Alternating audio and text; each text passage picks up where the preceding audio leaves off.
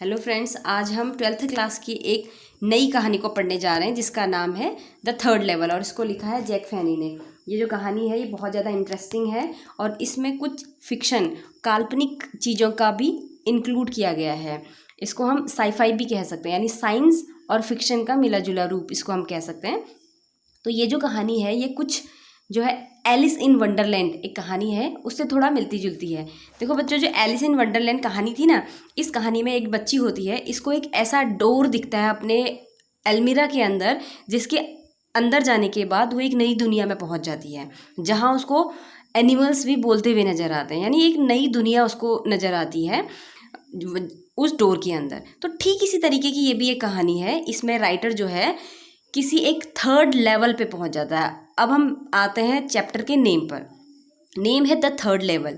अब third level क्या है? थर्ड लेवल बच्चों इस कहानी के अंदर एक स्टेशन है, उस स्टेशन को दो पार्ट्स में डिवाइड किया गया है, यानी लेवल 1 एंड लेवल 2। ठीक है।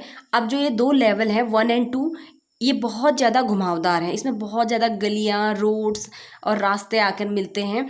तो लोग, यानी ज़्यादातर ऐसा होता है कि लोग इसमें भटक जाते हैं, इधर उधर भटक जाते हैं। फर्स्ट लेवल पे जाना चाहते हैं, सेकंड पे पहुंच जाते हैं। थर्ड पे जाना यानी फर्स्ट पे जानते हैं, सेकंड पे जाना चाहते हैं, फर्स्ट पे पहुंच जाते हैं। या कभी गलियों से होते हुए मार्केट पहुंच जाते हैं। तो इसी तरीके से इसमें जो राइटर, एक जो हीरो है चार्ली जिसका नाम है, उसके साथ भी कुछ ऐसा ही होता है। तो वो फर्स्ट और सेकंड में ना पहुंच के एक ऐसे लेवल पे पहुंच जाता है जिसको किसी ने नहीं देखा है, यानी थर्ड लेवल उसका वो नाम रख देता है। अब देखो, हम धीरे धीरे कहानी पढ़ेंगे तो हमें सब समझ में आने लगेगा। देखो, ये हमारा हीरो है, इस कहानी का हीरो चार्ली जिसका नाम है। इसकी एक वाइफ है लूसी। अब देखो, जो ये चार्ली है ये कहीं काम करता है और ये काम करते करते आज इसको नाइट यानी लेट हो गया है ये, और ये बहुत भागता हुआ घर को जा रहा है क्योंकि ये जल्दी घर पहुंचना चाहता है। तो ये दौड़ते हुए जा रहा है। तो ये जाते जाते सोच रहा है कि अब मैं टिकट लूँगा और फटाफट जो है अपने घर पहुंच जाऊंगा। लेकिन अब आपको, जैसा कि मैंने अभी थोड़ी देर पहले बताया, कि ये जो स्टेशन है ग्रैंड सेंट्रल स्टेशन, जो कि न्यूयॉर्क में है, जहाँ पर कि ये कहानी है, तो वहाँ से इसको यानी अपने लिए ट्रेन पकड़नी है, वहाँ से उसको जाना है। तो जब ये वहाँ पर पहुँचता है तो ये कंफ्यूज हो जाता है, यानी वो जो लेवल है, यानी वो जो स्टेशन है ग्रैंड सेंट्रल स्टेशन न्यूयॉर्क का, वो बहुत बड़ा और बहुत कंफ्यूजिंग है। देखो, जैसा मैं आपको पिक्चर में दिखा रही हूँ, तो उसकी गलियों से होते हुए सडन वो धीरे धीरे कहीं एक टनल में जैसा घुस जाता है। अब उस टनल यानी एक गुफा, एक सुरंग है, उस सुरंग से होते हुए वो एक नई जगह पर जाके पहुंच जाता है। अब जब वो वहाँ पहुँच जाता है तो उसको नई तरीके के लोग दिखते हैं, यानी उन्होंने बड़े लंबे लंबे स्लीव वाले कपड़े पहने हुए हैं, बड़ी बड़ी मूछें हैं उनकी, और उनका जो पहनावा है आज के पहनावे से बहुत ज़्यादा डिफरेंट है। तो चार्ली को लगता है कि ये कहाँ मैं पहुँच गया, मैंने तो ऐसा आज तक कभी नहीं देखा, यानी इस ग्रैंड सेंट्रल स्टेशन में ऐसा सीन मैंने कहीं नहीं देखा, ये कहाँ मैं आ गया। तो अब वो देखता है, हर आदमी को पहचानने की कोशिश करता है, तो हर एक चीज़ में उसको नयापन जैसा लगता है। वहाँ जो गाड़ियाँ हैं, वो गाड़ियाँ भी बिल्कुल यानी पुराने तरीके की गाड़ियाँ हैं, जो उसने पहले कभी मूवीज़ वगैरह में देखी होंगी। इस तरीके की गाड़ियाँ वो देख रहा है, यानी टोटल एनवायरनमेंट जो उसको बिल्कुल ऑड सा लग रहा है।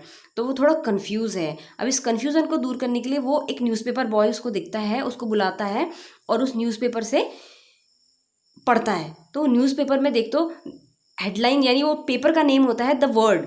अब ये जो द वर्ड न्यूज़पेपर था वो बहुत पहले कभी चला करता था, यानी अभी प्रेजेंट में वो नहीं चलता है। ठीक है, यानी जो पहले आज से 100 साल पहले या 50 साल पहले जो न्यूज़पेपर चला करता था, ये वो पेपर था। अब वो थोड़ा कंफ्यूज है।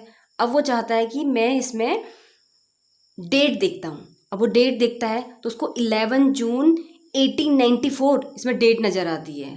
तो तब उसको श्योर हो जाता है कि वो जो है पास्ट पे चला गया है, यानी पास्ट में पहुंच चुका है। ठीक है, जैसा कि किसी कहानी में आपने पढ़ा होगा कि साइंटिस्ट कुछ ऐसी मशीन बनाते हैं कि जिस मशीन के थ्रू हम पास्ट में भी जा सकते हैं और फ्यूचर में भी जा सकते हैं, यानी इमेजिनेशन के थ्रू। और ऐसा ही कुछ यहाँ पर राइटर के साथ हो रहा है। राइटर को लग रहा है कि मैं जो है उस ग्रैंड सेंट्रल स्टेशन से होते हुए थर्ड लेवल पे जाके कहीं पास्ट में आ गया हूँ। ठीक, यहाँ तक स्टोरी क्लियर होगी। कि अब वो पास्ट में है, ठीक है। अब पास्ट में देखो क्या होता है उसके साथ, ये सब चीज़ें जो उसके साथ हो रही हैं वो सब पास्ट में हैं, ठीक। तो अब जैसे ही वो वहाँ पर पहुँचता है तो उसको एक आइडिया आता है। आइडिया मतलब उसने अपने दादाजी से कहानियाँ सुनी थी कि एक जगह है गैल्सबर्ग, ठीक है। ये जो गैल्सबर्ग है ये प्लेस बहुत अच्छा हुआ करता था एक ज़माने में, ये प्लेस था, बट अभी डेवलप होके वो सिटी कुछ और हो चुकी है, कुछ और नाम उसका है, लेकिन उस समय बहुत अच्छा प्लेस माना जाता था। तो इसकी कहानियाँ या इसके बारे में कुछ उसके दादाजी बताया करते थे। तो जैसे वो पास्ट में पहुँचा तो उसे ये रिमाइंड हुआ कि क्यों ना यहाँ गैल्सबर्ग जाया जाए। तो वो टिकट विंडो के पास जाता है टिकट खरीदने के लिए, क्योंकि है तो वो स्टेशन ही है ना। अब वो टिकट विंडो के पास जाता है और अपनी वाइफ के लिए, देखो अभी वो पास्ट में है बट उसको प्रेजेंट का पूरा याद है, पास्ट में होते हुए भी उसको ये याद है कि मैं और मेरी वाइफ हम 2 लोग हैं, ठीक है। तो अपनी वाइफ को लेके जाना चाहता है।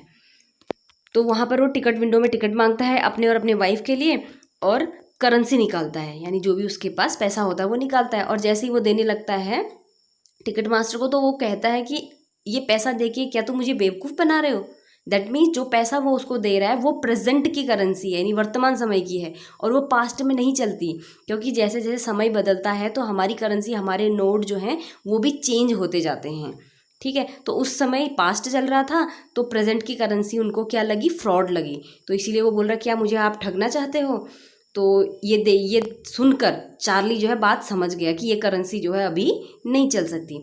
तो इसके लिए उसने कहा कि अब मुझे क्या करना पड़ेगा, अब मुझे जो है दोबारा से अपने प्रेजेंट में जाके वहाँ से इस करेंसी को कन्वर्ट करा के, यानी पास्ट के समय में यानी पास्ट की करेंसी लेके बैंक से फिर यहाँ आना पड़ेगा, और यहाँ आके फिर मैं 2 टिकट खरीद के अपनी वाइफ के साथ गैल्सबर्ग जाऊँगा। तो ऐसा उसका प्लान था। तो वो फिर दोबारा से रिवर्स होके ग्रैंड सेंट्रल स्टेशन में वापस चला गया, और वहाँ से होते हुए फिर वो, क्योंकि अभी तो आज तो टाइम हो चुका था, नेक्स्ट डे वो बैंक गया, बैंक से उसने करेंसी चेंज की, बल्कि करेंसी चेंज करने में उसको थोड़ा सा क्या हुआ, लॉस भी हुआ, क्योंकि पास्ट की करेंसी और अभी की करेंसी की वैल्यू जो है थोड़ा डिफरेंट हो चुकी थी। जैसे कि सपोज करो कि उसको 300 रुपये के बदले केवल 200 रुपये मिले, उसको थोड़ा लॉस भी हो गया, बट उसको कोई फ़र्क नहीं पड़ता इससे, क्योंकि वो गैल्सबर्ग जाना चाहता है।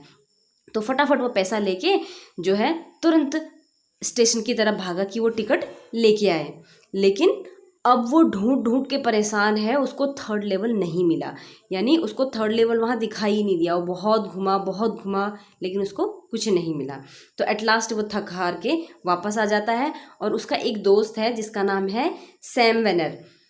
तो सैम वेनर से वो ये सारी बातें डिस्कस करता है। और जो ये सैम है ना बच्चों, ये सैम जो है एक साइकेट्रिस्ट है, यानी मनोवैज्ञानिक, यानी मन के जितने भी फॉल्ट होते हैं या उनके बारे में अध्ययन करता है और उसका ये इलाज करता है, यानी जो मेंटल प्रॉब्लम्स होती हैं उनका ये इलाज करता है।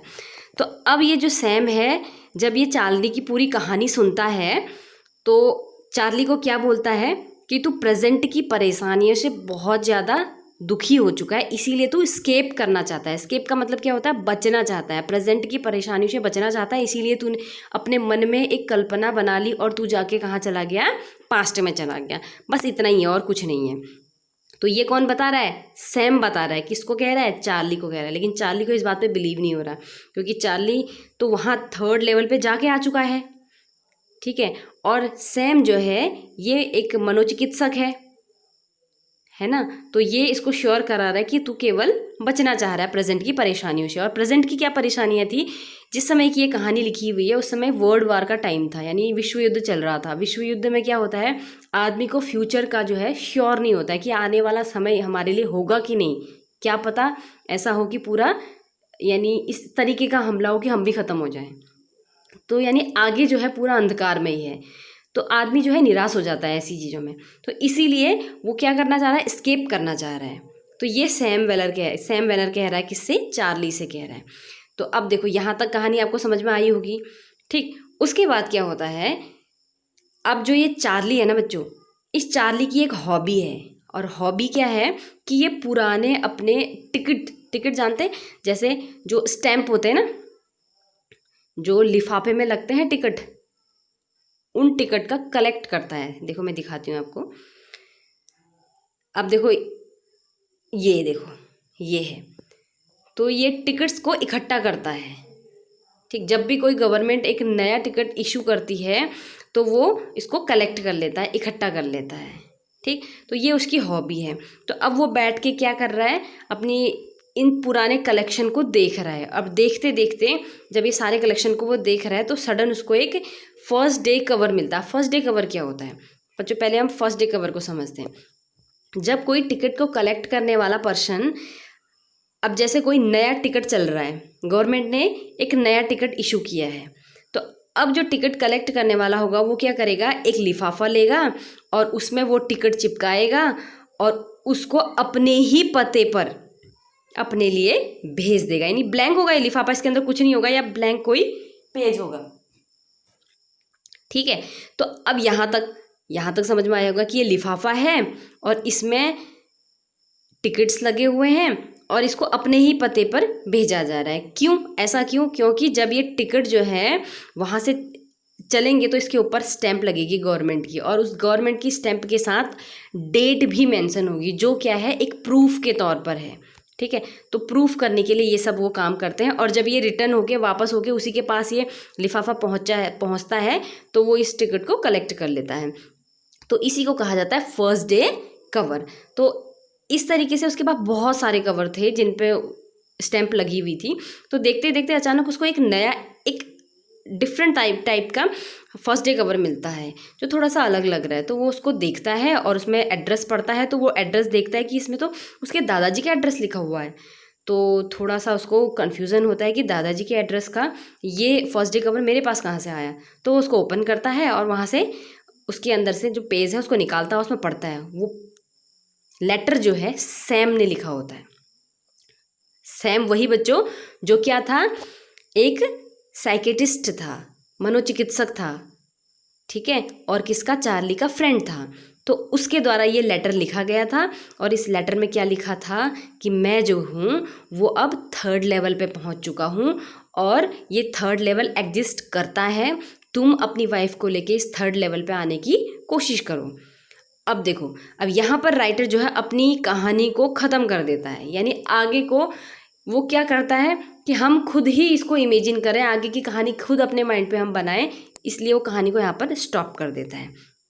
ठीक है, अब देखो यहाँ पर तक हमने ये कहानी पढ़ ली, कहानी एंड हो चुकी है, फिनिश हो चुकी है, क्योंकि एक्चुअल कहानी में भी सैम जो है वो गायब हो चुका है, वो नहीं है अब। यानी सैम जो है किसी को नज़र नहीं आता कि वो कहाँ गया।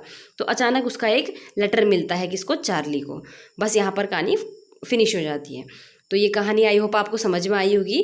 बस कहानी इतनी सी है कि वो पास्ट और प्रेजेंट का मिला जुला रूप है।